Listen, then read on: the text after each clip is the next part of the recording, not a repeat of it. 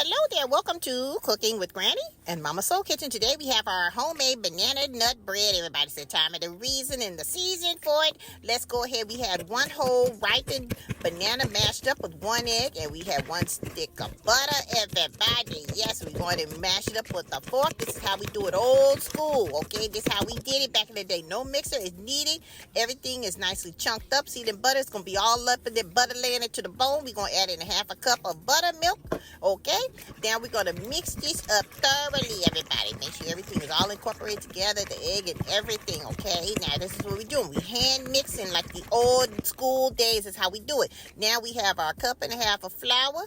We have a little bit of baking soda, about a quarter of a teaspoon of baking soda. And you can add in salt, but we don't add in salt because our butter already has the salt in it. So we don't need to have extra salt, okay? Now, we're going to mix that up thoroughly. See that, everybody? And the sugar as well. I told you, I think it's a cup of sugar. I told you, okay, I hope I did. But anyway, we're going to mix all that together. We're going to add it in with our banana wet ingredients, everybody.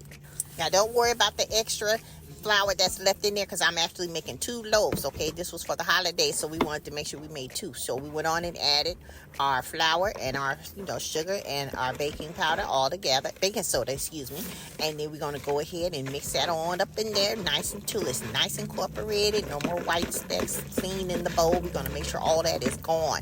Grandmother, this was one of the best tasting banana breads that I've had in a long time. It was, yeah.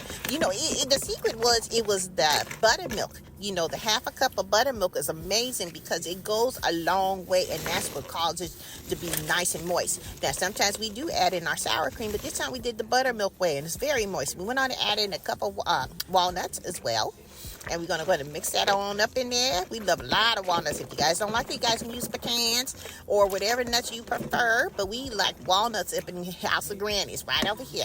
Now, all that's mixed in together. We have our nice sprayed loaf pan right here.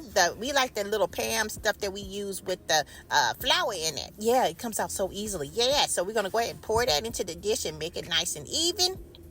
And we're going to go ahead and bake this under 325 degrees for an hour and 5 minutes. But you want to make sure you check it in an hour anyway, just to make sure, because we have an electric stove. We have a gas stove. So you want to make sure everything is done. So I think it's about an hour and 5 minutes for ours to be completely done.